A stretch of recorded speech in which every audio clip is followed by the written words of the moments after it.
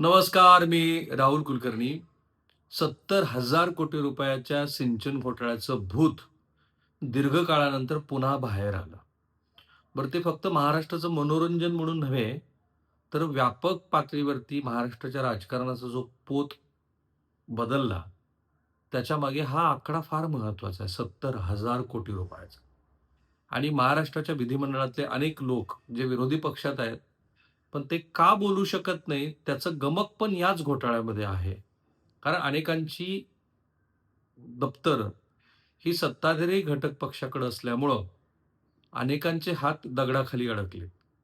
आणि तुम्ही जर राष्ट्रवादी काँग्रेसमधल्या शरद पवार गटातल्या काही मंडळींशी बोललात, तर ते तुम्हाला सांगतील, की श्री अजित पवार यांनी भारतीय जनता पार्टीबरोबर जाण्याचा जो निर्णय घेतला, त्याचं मुख्य कारण 70,000 कोटी रुपयाचा घोटाळा, त्यानंतर गुरु कमोडिटीच्या माध्यमातनं त्यांनी जे वेगळे सहकारी साखर कारखाने खरेदी केले, त्यासाठी झालेले व्यवहार, त्यासाठी झालेल्या वेगवेगळ्या शेल कंपन्यांच्या माध्यमातनं मनी ट्रान्झॅक्शन याचं कारण.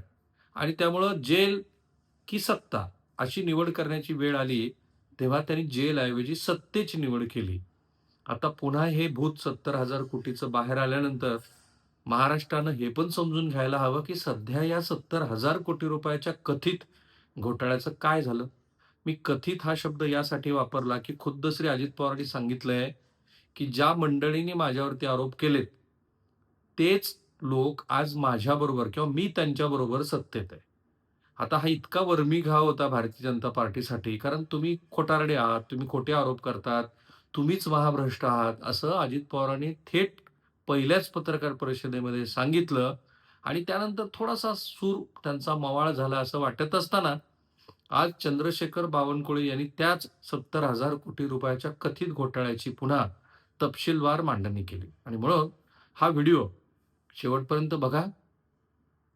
पुन्हा इतिहासाची उजळणी होत असल्यामुळं आपल्याला हे तरी कळावं, की ही जी नकेल कसलेली आहे भारतीय जनता पार्टीनं, ती ह्या नेत्यांच्या मानगुटावरती का बसणार आहे, बसलेली आहे, निघणार का नाहीये? कारण जेव्हा-जेव्हा केव्हा असं काही बाहेर येईल, तेव्हा-तेव्हा ती चेटकिनीची जी गोष्ट आहे, ती इथे घडताना दिसेल. चेटकीन काय करायची? तर ती येणाऱ्या-जाणाऱ्या व्यापाऱ्यांना जुगारामध्ये फसवायची.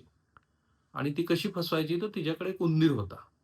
आणि तो उंदीर त्या पत्त्याच्या खेळामध्ये महत्त्वाची भूमिका बजावायचा. म्हणजे तो अ, डाव सुरू झाला, की तो उंदीर जायचा आणि काहीतरी तिकड़ीम करायचा आणि तो तिला मदत करायचा. एका चाणाक्ष व्यापाऱ्याच्या ते लक्षात आलं आणि त्या व्यापाऱ्यानं ह्या चेटकिनीला धडा शिकवायचं ठरवलं. आता त्याला तिचं बळ पण कळलं होतं, की तिच्याकडे उंदीर आहे. तर मग ह्या व्यापाऱ्यानं स्वतःबरोबर एक मांजर घेतलं.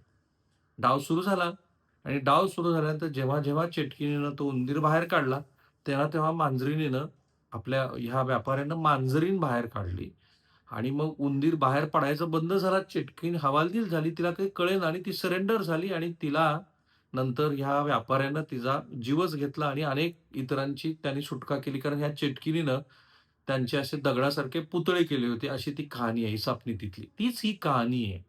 पण आपण नीट समजून घेऊ. 70,000 कोटीच्या सुनावणीचा अजून निकाल लागायचा आहे.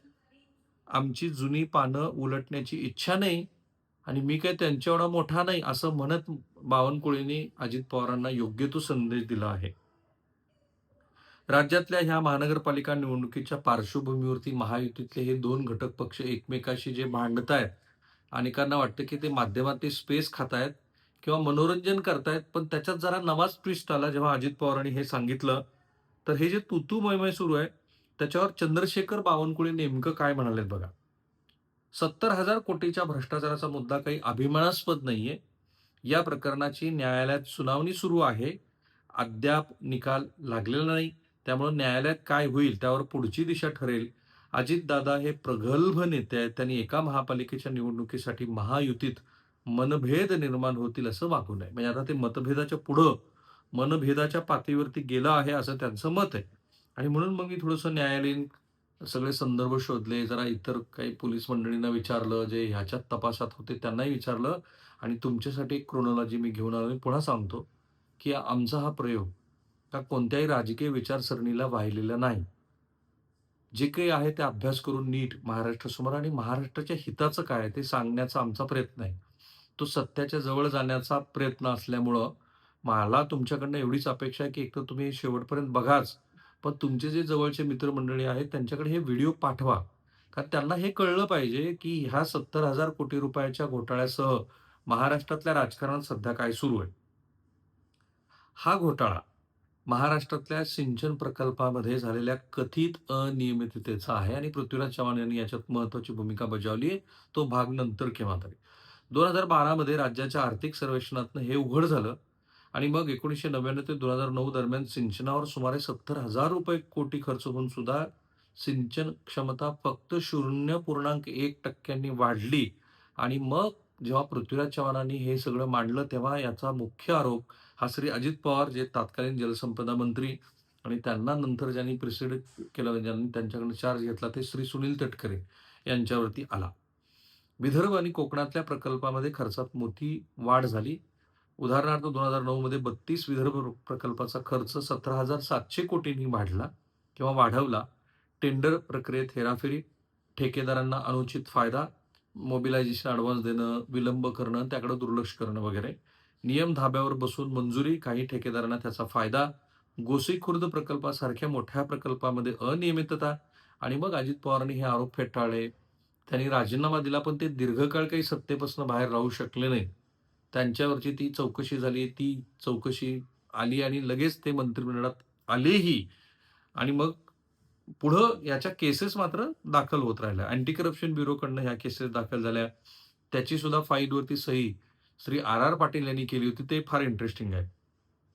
पुढं तपास विदर्भ सिंचन विकास महामंडळ, व्ही-आय-डी-सी आणि कोकण सिंचन विकास महामंडळ, के-आय-डी-सीच्या प्रकल्पाशी संबंधित सुरू झाला. बॉम्बे हायकोर्टाच्या नागपूर खंडपीठात पी-आय-एल दाखल झाली, जी अजूनही सुरू आहे.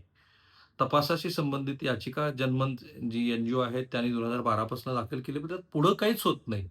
मी म्हणालो ना चेटकिनीसारखा खेळतो इथे. पुढं काय झालं अँटी करप्शन ब्युरोनी 24 एफ-आय-आर दाखल केल्या. त्यात मुख्यतः अधिकारी आणि ठेकेदारांच्या विरोधामध्ये होत्या. खास करून कोकणातलं जे कोंढाणा धरण होतं त्या संदर्भात. ईडीनं पी-एम-एल अंतर्गत प्रकरण दाखल केलं 2020ला. पण पुरावा नसल्यानं अद्याप चार्जशीट आलेली नाही. एसीबीनं विदर्भातल्या टेंडर प्रक्रिया, खर्चवाढ, मोबिलायझेशन ॲडव्हान्स या सगळ्यांच्या संदर्भात तपास केला. 2018 मध्ये अँटी करप्शन ब्युरोनं अजित पवारांना जबाबदार धरलं. नियम 10 नुसार विभागाची जबाबदारी निश्चित केली. पण 2021 मध्ये क्लीन चिट दिली, जेव्हा सकाळचा शपथविधी झाला त्याच दिवशी सकाळी. चितळे समिती, त्यानंतर एक व्हाईट पेपर काढला, ज्यात ह्या खर्चाच्या वाढीचं समर्थन केलेलं आहे. चितळे हे काही रिस्पेक्टिव्ह नाव आहे, सध्या ते इंदोरला सेटल झालेले आहेत. गोसीखुर्द प्रकल्पात 195 प्रकरणं आणि इतर 107 प्रकरणांचा तपास सुरू आहे. ईडीनं जी मनी लॉन्ड्रिंगचा तपास केला, पण त्यांना कुठलाही पुरावा आढळून आला नाही. इंटरेस्टिंग. किती प्रकरणामध्ये क्लोजर रिपोर्ट आलाय बघा. तेही मी काढलंय. 2019 मध्ये एसीबीनं 9 ओपन इन्क्वायरीज बंद केल्या, ज्या अजित पवारांशी संबंधित नाहीत असंही त्यांनी सांगितलं. त्याच दिवशी सकाळचा शपथविधी झाला. विदर्भातल्या काही टेंडर प्रकरणामध्ये क्लीन चिट दिली. 2021 मध्ये ॲफिडेव्हिटमध्ये अजित पवारांना दोषी धरलेलं नाही. एकूण 24 एफ-आय-आर पैकी काही बंद झालेत, पण मुख्य प्रकरण सुरू आहे. हे बावनकुळे म्हणाले ते बरोबर आहे. सुमारे 200 म्हणजे 24 पैकी 5 प्रकरणात चार्जशीट दाखल झाले, पण एकाही प्रकरणामध्ये श्री अजित पवार यांचं नाव नाहीये. एस-आय-टीकडून 302 प्रकरणांचा तपास सुरू आहे, जी 2024 पर्यंतची शेवटची माहिती आहे. ईडीनं मी म्हणालो तसं हे सगळं प्रकरण निष्क्रिय झालेलं आहे. याच्यामध्ये कोणालाही शिक्षा झालेली नाही. काही अधिकाऱ्यांना निलंबित करण्यात आलेलं आहे. 2014 मध्ये 4 अधिकारी निलंबित झाले.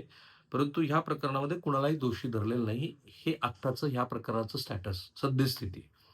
त्यामुळं ती चेटकिनीची गोष्ट अशी महाराष्ट्राच्या राजकारणात वारंवार येत राहणार. जेवढी काळ केंद्रीय सत्ता भारतीय जनता पार्टीकडे आहे आणि भाजप महाराष्ट्रामध्ये सुद्धा प्रबळ प्रबळ असा राजकीय पक्ष आहे आणि त्यांच्याकडे सत्ता आहे, तोपर्यंत श्री अजित पवार आणि त्या मंडळींशी संबंधित असलेलं हे कथित भ्रष्टाचाराचं प्रकरण हे असंच चर्चेत राहील असं दिसतंय आणि ते नाही झालं, तर आता पार्थ पवारांनी नवीनच जे काही मिळवून दिले भाजपच्या हातात आणि ते फक्त हिमनगाचं टोकं आहे असंही म्हणतात, पुण्यातल्या जमीन व्यवहारासंदर्भात. त्यामुळे हे अशी प्रकरणं बाहेर येत राहणार आणि ती प्रकरणं आम्ही महाराष्ट्रासमोर मांडणार. बाकी महाराष्ट्राची जनता सुज्ञ आहे. थांबूया आपण इथे.